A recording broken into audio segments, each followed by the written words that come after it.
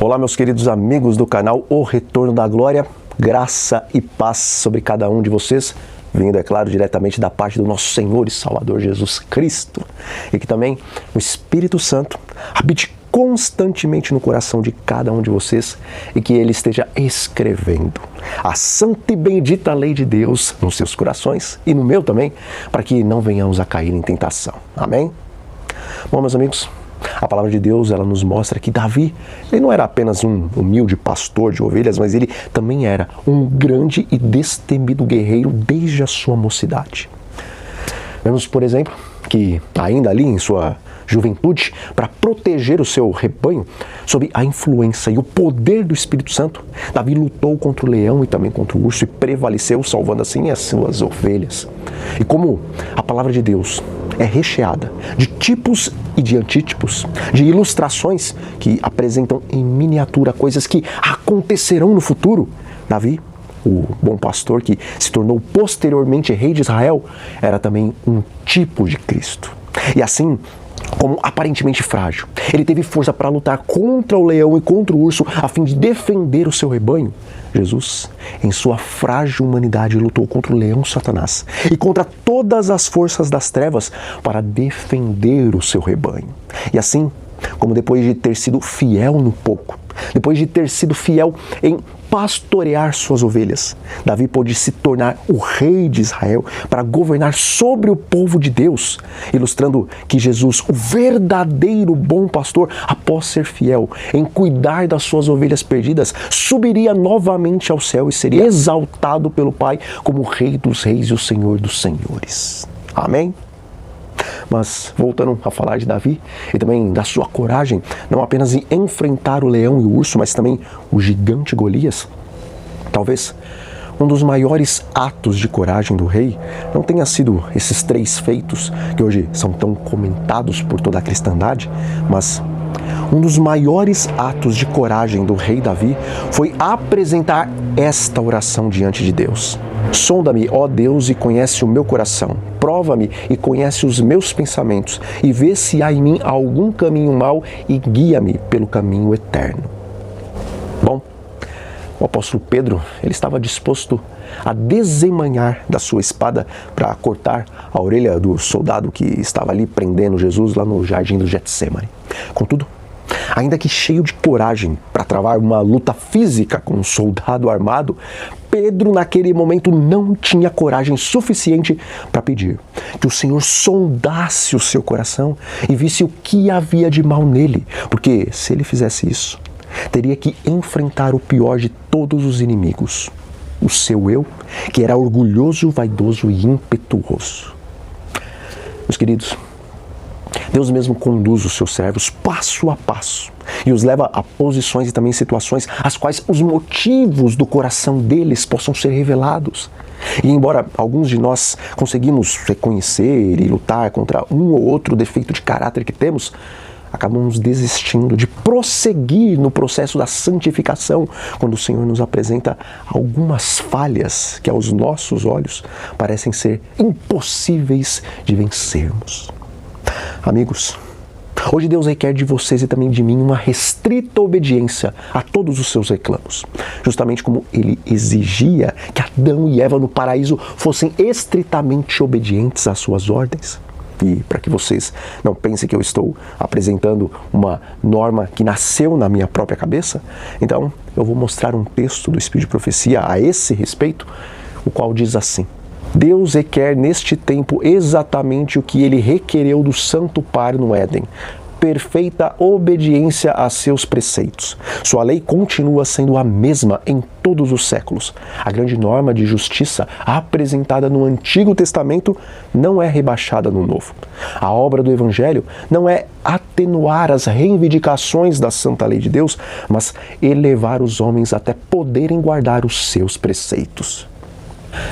Veja, quando eu voltei para os caminhos de Deus, lá no ano de 2005, eu tinha uma grande dificuldade de descansar no sábado do 4º mandamento, porque a minha profissão era a de cabeleireiro.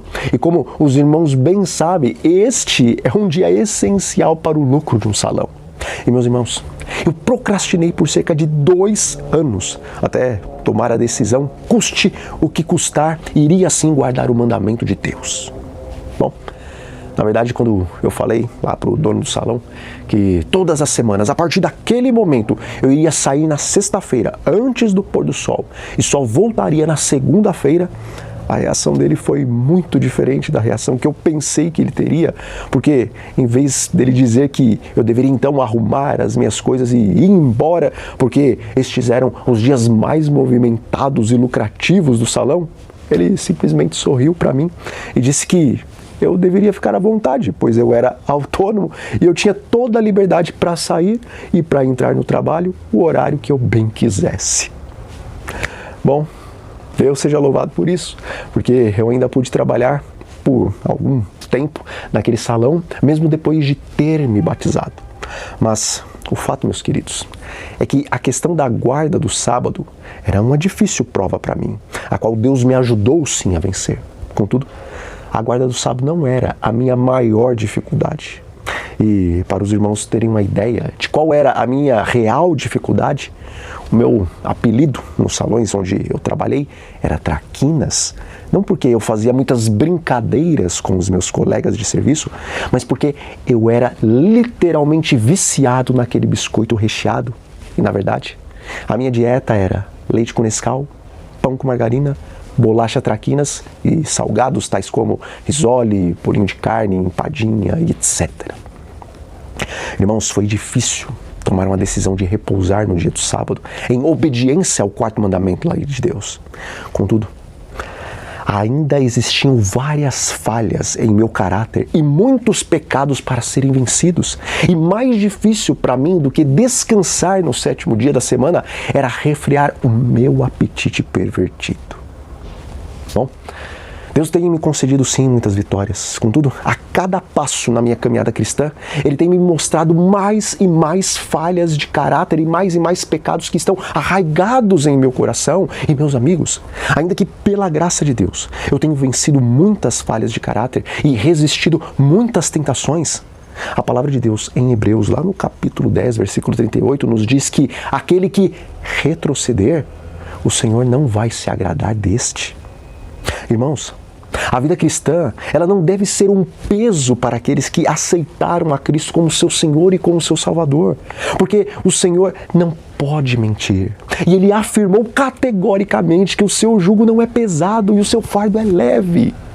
Irmãos, a vida do cristão não deve ser um constante pesar pelo fato de que Cristo nos apresenta muitos nãos, mas pelo contrário, aquele que verdadeiramente crê no Filho de Deus, aquele que verdadeiramente crê que Jesus não apenas imputa a sua justiça, mas também comunica a força e o poder para vencermos todo o pecado e toda a tendência herdada ou cultivada para o mal. Esse, semelhantemente a Davi, vai poder a cada passo da caminhada cristã dizer: encontro todo prazer em seus mandamentos, eu os amo sinceramente. E aqueles que acreditam no poder transformador do Espírito Santo, semelhante a Davi, também vão poder dizer: quão doces são os teus decretos ao meu paladar, mais que um mel à minha boca. Queridos, Jesus Cristo em breve voltará e hoje Ele está provando o seu povo. E os jovens e os adultos que professam serem remanescentes da profecia bíblica estão hoje decidindo o seu destino eterno. Orgulho, modas, conversas vazias, egoísmo, intemperança, crítica, imoralidade, mentira e tantos outros pecados e falhas de caráter precisam ser abandonados urgentemente para que o Senhor possa, por fim, colocar sobre nós o seu selo. E se nutrimos a esperança de um dia rejeitarmos corajosamente a marca da besta e a adoração à sua imagem, então hoje precisamos, semelhante ao corajoso guerreiro Davi, dizer com sinceridade ao nosso Deus: examina-me e conheça o meu coração, prova-me e conheça os meus pensamentos, veja se há em mim algum pecado e guia-me pelo caminho eterno. Que Deus nos abençoe e nos dê verdadeiro desejo de sermos mais semelhantes a Jesus e que Ele nos dê verdadeiro desejo de obtermos completa vitória sobre cada falha de caráter e sobre cada pecado, para que o caráter dele possa refletir plenamente em nossa vida, a fim de recebermos o seu divino selo. Bom, nós vamos ficando por aqui, mas antes eu convido os irmãos a fazerem uma oração comigo. Senhor, nosso grande Deus e nosso Pai, louvado seja o Teu santo nome desde agora e para todo sempre. Pai Santo, sonde os nossos corações e veja se há algum mal em nós, e se houver, mostre-nos e, juntamente com esta revelação, envia-nos aquela tristeza a qual gera o arrependimento, que por sua vez gera a salvação. E isso nós lhe pedimos e agradecemos em nome do Senhor Jesus. Amém. Bom, meus amigos, se essas palavras de hoje falaram ao seu coração, não se esqueçam de deixar aí o seu like e também de fazer o seu comentário para que o YouTube divulgue essa mensagem para outras pessoas, ok? Então, um grande abraço a todos vocês e até a próxima.